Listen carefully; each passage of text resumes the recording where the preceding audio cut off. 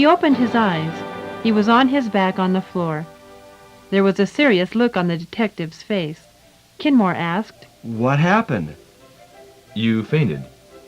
Ralph, Mr. Sergeant, told me about that. Are you all right? "Yes, thank you. Did I help?" You really don't remember? "No. I heard it, the bell, and then, well, what did I say?" You spoke about a tunnel and a blue and white van. "I see. And what does it mean? Does it help?" I don't know. We did find a tunnel, but... "But what?" Well, we looked in it. We didn't find her. It was an old tunnel. We have to look again. In 3 hours, the first result came. The police found the body of the little girl. It was under the ground in the tunnel. After another week, they caught the man with the blue and white van. He was a mailman. He drove a mailman's blue and white van. Detective Coulson was really surprised. It's wonderful, He told Kenmore. He brought him a letter of thanks from the chief of the Boston police. Look, this case was in the newspapers, and some reporters want to know about it. Can I tell them about you? About your help? "All right." Kenmore said, and he answered the reporters' questions. But he was surprised by the results. There were stories about him in all the newspapers, and pictures. He was on television. In all parts of the country, people talked about him. After that, he was very successful. People wrote to him from all parts of the world. Nearly all the letters asked for help. Rich people wanted to give him a lot of money for a visit. Crowds of people came to his apartment, so he had to move. He didn't tell people the address of his new home, but he took an office on Tremont Street.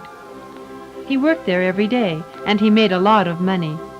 His receptionist asked rich people for a very big fee, but he didn't see only rich people. Poor people came to him, and he tried to help them too. He didn't ask poor people for a fee. People of all kinds trusted Kenmore, but he knew one thing, and they didn't. He was not really a wonderful psychic. From time to time he heard the faraway bell, and then, only then, he knew the real answers. He didn't hear it often. At other times he just pretended to go into a trance. He made a guess. And he was often wrong. Then the clients were angry. They wrote angry letters to the newspapers. "It is a trick," they said. But then he heard his bell again. He found the answer to a very hard problem. And then the newspapers told the story, and he was famous again. Clients came in large numbers.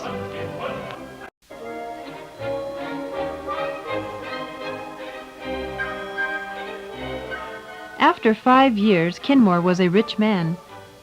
He was the friend of famous and great people. The boy from a world of orphanages and prisons was happy in the houses of the great. One of his clients was a senator. Kenmore helped him with an easy problem. The senator was very happy, and he asked Kenmore to visit his home. There Kenmore met the senator's daughter. A year after that, she and Kenmore were man and wife. The boy from the orphanage had a senator's daughter for his wife. He was Stanley Tremaine's greatest success. Kenmore loved his wife. He did not want to pretend to her, so he told her about his life, or he told her a lot of it. She knew these things. His mother left him, and he grew up in an orphanage. He was very poor for years, but he didn't want to tell her about prison. "Was I really in prison? Here I am with a beautiful house, a big car, famous friends, a happy family. Am I really that thief out of prison? I'm different now. I'm a kind and good man. All my friends say that. They're right, aren't they? The old Jimmy Kenmore is dead." For 10 years, the Kenmores were happy. They had 2 children, boys. Kenmore loved them deeply. They were smart and good. It was a fine life.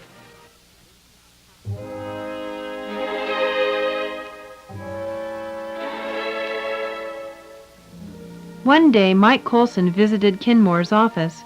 Coulson, you remember, brought Kenmore his first big case. Inspector Coulson was Kenmore's friend. He often asked Kenmore for help. Sometimes Kinmore was successful with Coulson's problems, sometimes not. Coulson knew about Kinmore's faraway bell. He called it Kinmore's gift. He didn't try to understand his friend's power. Coulson had another problem. It was a murder case. He told Kinmore about it and then asked, Can you help us, Jimmy? Kinmore closed his eyes, but he didn't hear his faraway bell. He opened his eyes again. No, I can't help, Mike. You're not losing it, are you? Your gift? Oh, no! It doesn't always work. You know that. Yes, but it hasn't worked for a year this time. Coulson sighed again. He really liked Kinmore, and he was sad about Kinmore's gift. Hasn't it? The last time was the Baker case. You found the answer to that murder for me, but that was last year. Was it? Yes. Coulson went, and Kinmore looked at his papers. Coulson's right. I haven't heard it for 14 months. That's a long time. Have I lost it? Will it never come back? What will happen then? Another year, and still Kinmore didn't hear his bell. He was really afraid. Clients still came to see him, but not in large numbers. Kinmore knew the reason. Advertisements don't bring many clients. Rich clients come only to famous psychics. I have to be successful with hard problems, and for that I need my bell. Will I never hear it again?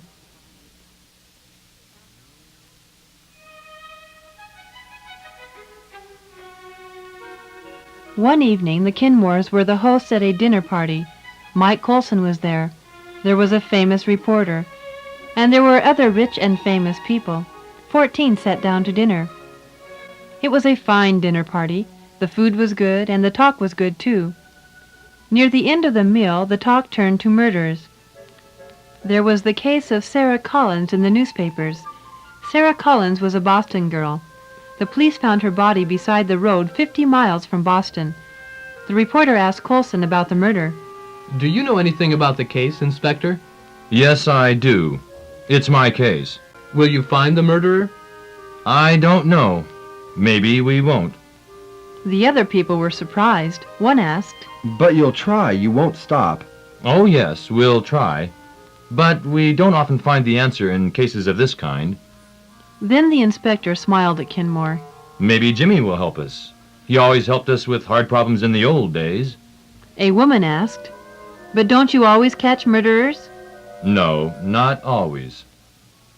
But what do you do? Just forget about them? Not really. We keep them on the books. But there are a lot of old cases. The police can't try to find the answers year after year. But do you never find the answers to a lot of murders? Yes, we have a lot of failures. You see, some murders are easy. We call them family murders. The murder is in the victim's family, or he lives in or near the victim's house. So the victim knew the murderer. We nearly always find the murderer in cases of that kind. But there's another kind. The murderer and the victim are strangers. They might only meet that one time. And then the murder happens. Maybe Sarah Collins and her murderer were strangers. Do you get a lot of cases of that kind? Yes, and often we don't catch the murderer. My first case was a murder of that kind. I was 20 then. And you've never found the murderer? No, and we won't now. It was a strange case. The victim was a policeman, a Boston police inspector, like me today. This was interesting to all the people at the dinner party. They asked Inspector Coulson to tell them about the case. Well, the inspector died very suddenly. The murderer hit him on the head with an iron bar. It happened in the living room of his house. The reporter said, I remember that case. But you said it was a strange case. Why? I'll tell you. The police found the inspector with his gun in his hand, but all its 6 shots were still in the gun. The murderer hit him from the front, we know that, but the inspector never fired. That doesn't happen to good policemen. Why didn't he fire? A murderer hit him from in front with an iron bar, and he just stood there with a gun in his hand and didn't fire. Why? And who did it? Didn't you make a guess? Yes, the inspector had a big case at that time. He was going out that night to catch a large gang. Maybe the gang knew that. Maybe they sent 2 or 3 men to murder him. But why didn't he use his gun? What was the trick? We don't know. A man said, Maybe it was just one desperate thief? No, it's not just a thief's work. Inspector Nichols had a gun in his hand. No, that murderer was very smart. Or very stupid. said James Kinmore. They looked at him, What do you mean, Jimmy? asked Inspector Colson. Kinmore's eyes were shut. He sat very still in his chair. He said, I know. I can see it all. Inspector Colson looked at him. The policeman was excited. He asked, Jimmy, has it come back? Your gift? Yes, thank God. It has come back. It was the name of the victim, Inspector Nichols. That name brought the sound of the faraway bell. I'll be all right now. I'll tell them all about it. And there's a reporter in the room. He'll write a story about it. I'll be famous again. Then he forgot the party. He forgot Inspector Colson and the other people at his table. He forgot his wife and his home. He saw only that night, years back in time. He started to talk.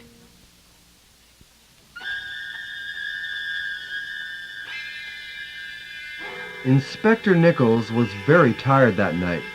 He wanted to catch the gang, and that meant work day and night. He had to go out again in an hour, but he needed sleep. He was the only person in the house, so he lay down in his living room. He turned out the light and slept. The picture in Kinmore's head was clear. I can see. A thief is moving across the inspector's garden. He's a young thief. He doesn't know the house. It's a policeman's house, but he doesn't know that. He just wants to steal money or silver. He moves near to the window. He has an iron bar to open the window. But the thief tries the window, and it moves. He's surprised, but he opens it. He goes through it into the room. He doesn't see the inspector in the dark room. And Nichols is sleeping deeply. He doesn't hear the thief. The thief has a flashlight. He shines it on a table beside the wall near the window. He still doesn't see Nichols, but he does see a silver box on the table. He goes to the table, puts his flashlight on it, and takes the silver box in his hands. Suddenly, Nichols moves in his sleep. What's that? The thief is surprised and afraid. He drops the box, and it makes a noise. Nichols wakes up. Quickly and quietly, he takes hold of his gun. He stands up and points the gun at the thief. Stand still, don't move, he says. The thief stands still. He can't move. He's afraid. Turn around. And the thief turns around. He still has his iron bar, but his flashlight is on the table. It's still shining, but it's pointing at the wall. The policeman and the thief can't see well. Nichols can see a thing. It's the iron bar in the thief's hand. Drop that! The thief is going to drop it, but... Kinmore stopped. He heard it again, the faraway bell. But why now? What? And then he understood. It was a bell, but it wasn't a faraway bell. It was a very small bell, and it was near. It was in Nichols' watch. Policemen often have watches of that kind. Nichols wanted to sleep for an hour, so he put the hand of his watch to ring the bell in an hour. This was the end of that hour, and the bell rang. Kinmore spoke again. The inspector is surprised. He looks down at his watch. He must stop it. He always stops the bell with his finger, so he touches the watch. The gun's moving. It isn't pointing at the thief. That's a mistake. The thief sees it. It's his only chance. A chance to get away, to stay out of prison, and he's desperate. He brings his iron bar down on Nichols' head. He doesn't wait to see the result. He's afraid. He takes his flashlight and runs. He runs through the garden and away. Kinmore stopped again and sighed. His face was white, and there was a very sad look on it. He said, That thief wasn't a murderer. He was just young and stupid and afraid, desperately afraid. Jimmy, who did it? Do you know? Who did it? And where can we find him? Kinmore didn't open his eyes. Slowly, very slowly, he said, Give me a pencil, paper. I'll write it. I know. They found a pencil and paper. They put the pencil into Kinmore's hand. Still with his eyes closed, he wrote. He wrote in large round letters, the letters of a child. He wrote slowly, slowly and sadly. At the end he said, That's all. Oh. Then he fainted. After a minute he opened his eyes. All their eyes were on him. What happened? Then he remembered.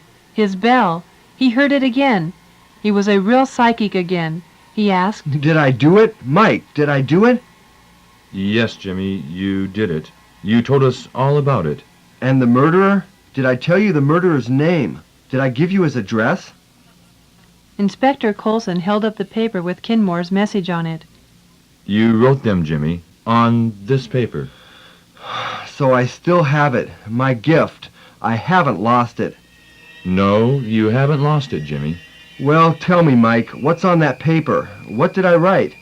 Coulson sighed deeply. Then he said, You wrote this address, Jimmy, and you wrote the name of the murderer. It's your name, Jimmy. It's James Kinmore.